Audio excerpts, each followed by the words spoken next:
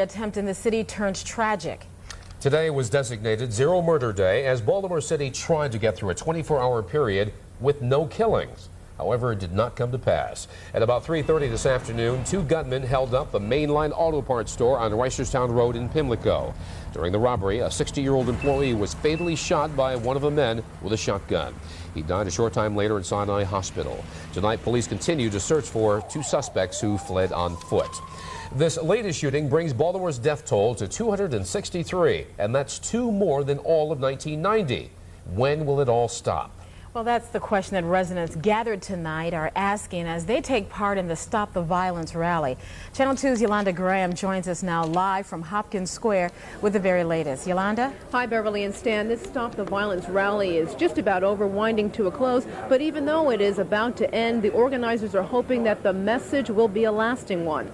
Here's what it looked like down here at Hopkins Plaza earlier today. There was a coffin up on stage to symbolize the 263 murders we've had in Baltimore this year. People signed a pledge sheet promising to do their part in the stopping the violence. And elementary students wrote poems about the violence they experience every day. It should be everyone working together to create a better community. What will tomorrow be? I say a city that has children loving one another. It will be a city without guns and a city that will save money for books instead of paying for more police officers. What will tomorrow be? I hope violence free. When you watch the news, you hear about someone suffering because they were shot or stabbed. I would like to live a long life, but that doesn't seem possible anymore. Children can't go out to play because of violence in Baltimore today. Even the people who are homeless are getting beaten and stabbed. The state's attorney's office, Baltimore City School, the Urban League March Funeral Home organized Zero Killings Day. They were hoping for a few more people to show up for today's rally, but of course the dreary, dreadful weather kept a lot of people away. Maybe the good news in all this is that the weather kept a lot of people inside, off the streets, and out of crime's way. Stan and Beverly? Unfortunately, we do have an incident where there was a shooting and someone has died. Does the crowd know that, Yolanda? I don't think so. I just found out a little while ago. I knew that we had that shooting earlier in today. I guess it has turned out to be a murder victim. Despite that, though, this is more than just a day where we hope that no one is killed. Tomorrow, they hope that there is new awareness, that people will start working together to end all the violence that we have in our city. That is the point. Thank you very much, Yolanda Graham, reporting live from Hopkins Plaza. Well, tonight, as we wrap up our week-long series on men doing hard time at the Maryland State Pen, you're probably asking why they talked. Yeah, Beverly, knowing they had absolutely nothing to gain, you probably want to know why men convicted of murder would be willing to be interviewed. Well, simply put, it's about the only way they can give something back to society for the serious crimes they committed. Now, as members of the Old Town JCs, the chapter based at the Maryland State Pen, the men we've talked to all week long have dedicated themselves to educating kids on the perils of drugs and what they can lead to. If a guy's real big and he's bigger than me, why should I put my hands up but I can go get a gun and blow his brains out? That was their thinking today.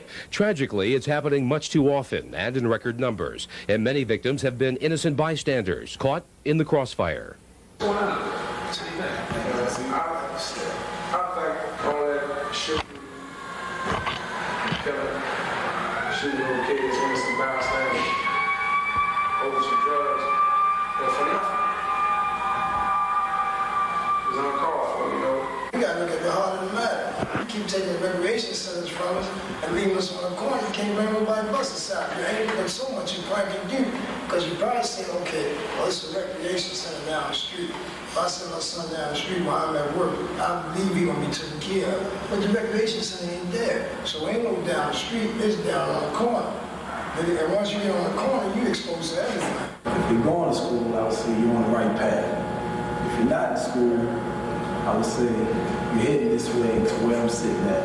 And this penitentiary with bars behind me that I have to lock into every day. We have experienced it on both sides, the good and the bad. You know, we experience what it's like to come to prison to deal in drugs and being subjected to peer pressure and things of that nature. and we experienced being in prison. How do we stop the killing on the streets of Baltimore? How do we stop all the violence? What is it going to take? You got to give them something that's tangible, man, something they can see, feel, taste, something that's better than what they've got in their hand now. Because, like you said, we're dealing mostly with people that don't have money, living in poverty. So when they do have something, that's twice the amount of value to them as it is to us. So they're going to hold on to that until you give them something better to swing over to. It was a matter of choice. I decided to step outside of what I knew was right. And it doesn't take but one shot. I don't have a record. When you pull my record up to state police, you see one line. The one time I decided that, maybe it's better over here was the one time I got caught. So the thing of thinking you're not going to get caught is crazy. It just took one time. Now I'm serving life. This series hopefully will be part of a drug awareness video aimed at junior high school students throughout the state of Maryland. A teaching tool to reach kids who might be living on the edge right now. Government. They gave him mementos of his career as watchdog of the city's finances and recalled his dedication and honesty. Well, Pressman's had a remarkable career, a Baltimore native, an original, guarding the city money as if it were his own, and he loved his work. Yeah, believe it or not, he started as an outsider, but became one of our longest-serving officials. Andy Barth looks at his nearly 3 decades of service. We're not in the business of throwing good money after bad. Hyman Aaron Pressman wasn't ever accused of throwing money at anything. He was a self-proclaimed watchdog of the public treasury who never missed a chance to vote no on spending city funds. I'm not claiming victory, but it looks like it, doesn't it? It looked like victory in 7 consecutive elections. And I'm proud to have all these supporters here. Hyman Pressman always had a legion of supporters, outsiders like him who loved his corny poetry and honest exuberance. He started the March of Dimes walkathon in 1970, never used the city car he was entitled to, and took 1 trip at city expense in 28 years. He made an excellent contribution to the city in his capacity as controller over the years, and is to be remembered for his hard work. And a young man, he was tenacious. He wasn't a gadfly. He was like a pet bull.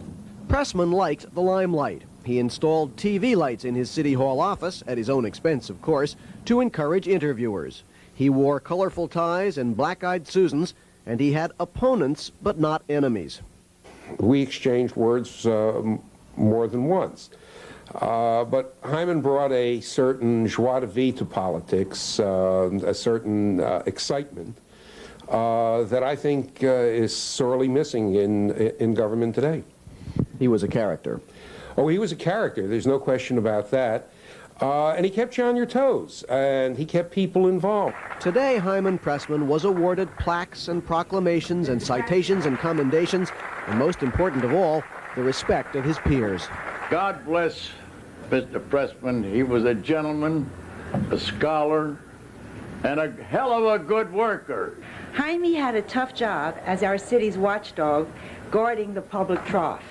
And he always did it with a spring in his step and a smile. Pressman relished the watchdog role, using it to cover an edition of his poems. As the Washington Post once editorialized, if you have a watchdog, you may have to accept occasional misplaced barking, but he's worth it in the long run. Hyman Pressman had an exceptionally long run and provided exceptional service. I'm Andy Barth, Channel 2 News. Growing up in Northwest Baltimore isn't easy. Shootings and other crimes are common, and most of the kids in this neighborhood have little hopes for the future. But that's changing. Being black does not stop you from being anything that you want to be.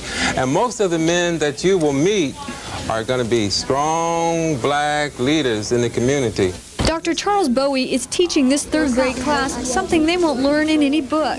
He's a mentor teacher, and his mission is to give these boys positive role models. I try to keep as many strong black men in front of them, as many as I can. Dr. Bowie is a full-time dentist and donates his time every Thursday to come and just rap about the future.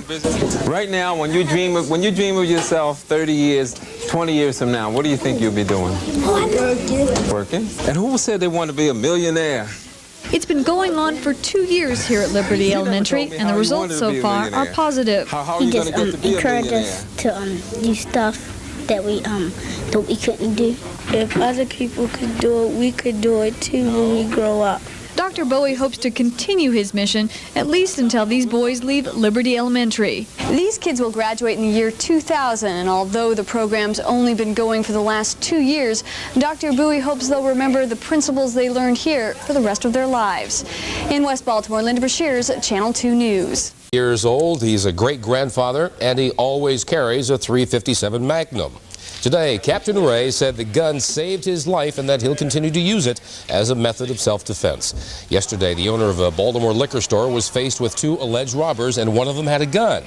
Captain Ray pulled out his own .357 and opened fire. I think what is happening is too many people is getting robbed and not doing anything about it. But I think if you start fighting back, I think they'll stop. They'll leave you alone. I am proud of what I did. I'm proud to be here. I'm proud that I went home to my wife last night. I'm proud to come back here to my customers this morning. 25-year-old Lewis Easter was killed in the shooting. The other alleged robber still has not been found. Ray has a permit to carry the gun, and police say as a result, that store owner will not be charged. Rules that could affect you and your family. Sweeping changes tonight for folks on welfare.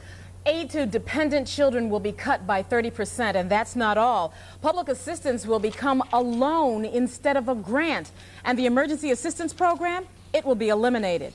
Channel 2's Annapolis Bureau Chief Lou Davis has details. Advocates for the poor crowded into the room to listen to the details. They said they couldn't believe cuts were being made during these difficult times when assistance should be increased. I'm shocked. I'm just shocked. What we're talking about here are children and people who are medically disabled. These are people, if there's any group that we need to provide for and provide for well, it's children and the medically disabled. It still means that they won't have another extra dollar to buy the clothes for the kid to wear to school, the paper towels for the household, and it still means that they will have a daily struggle to get through every single day. Aid to dependent children will be reduced from $377 a month to $264. There will be additional grants available for education, housing, and health. Disability payments will only be available if the disability is so severe it lasts 12 months. Less than that, and it will have to be paid back.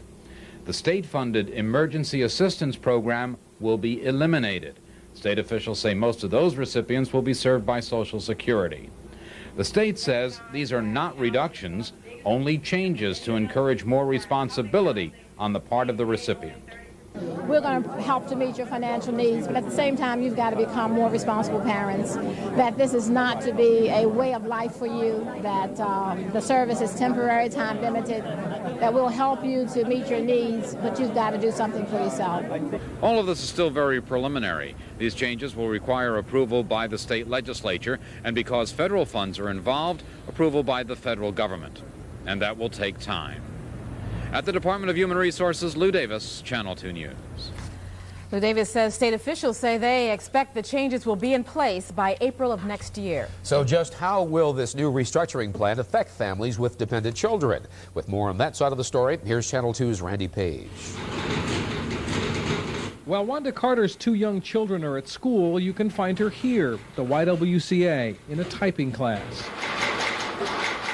Upstairs, Kimberly Powell is living in the YWCA's emergency shelter with her 3 children, including 1-month-old Tyrell. 2 single mothers both stand to lose nearly 1/3 of the money the state gives them for their children, unless they can prove they're taking care of their children's health, educational, and shelter needs. Trouble is, the state doesn't know yet just what the requirements will be under the new plan. Until they figure out what they're going to do, I don't know what I'm going to be able to do. I wish I can just do more for him.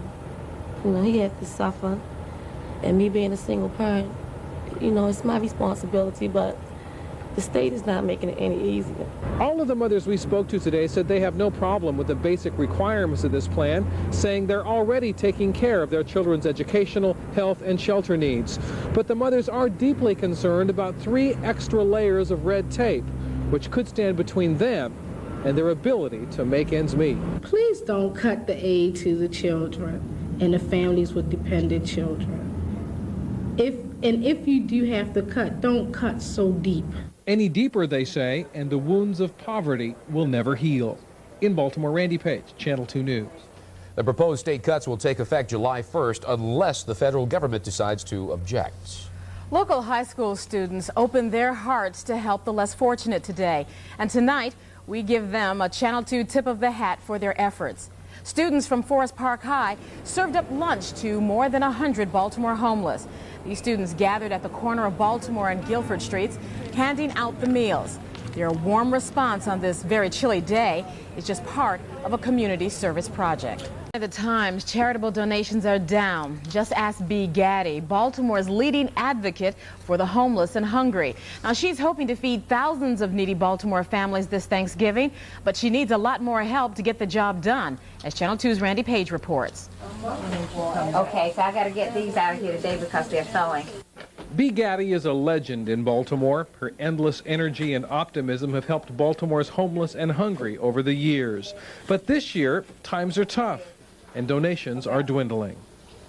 They're down with the canned foods. The turkeys have been marvelous. I think we're at our quota with the turkeys, but we're looking for stuffing now and canned goods, the staples to go into the baskets that we're going to send home. Ms. Gaddy is trying to feed 17,000 people on Thanksgiving and send home 6,000 chicken meals for the weekend. The meals are for people like Otha Jackson. He turned to Ms. Gaddy for help and has ended up helping her in return. In here, sometimes I answer and receive phone calls, clothes distribution. We take in supplies and we give out to the homeless every day, and we feed people every day. But Thanksgiving stands out as a special day for the homeless and hungry. Bee Gaddy wants it to stand out not as a hopeless day, but a happy one. And she's asking for everyone's help. And we really do need the chickens. We wanted 3,000, but we'll take whatever people give us. That means food, clothing, or money. Bee Gaddy is leaning on you so she can help all the people leaning on her. Yeah, it's only one Bee Gaddy. She's a special lady. I don't know what I'd do without her. In Baltimore, Randy Page, Channel 2 News. A lot of people feel the same way. In addition to the Emergency Food Center, Bee Gaddy also runs a shelter for women and children. Now, if you can help her out this Thanksgiving, give her a call at 563-2749. 563-2749. And if you can donate some of that chicken she's asking for, she'll even come and pick it up.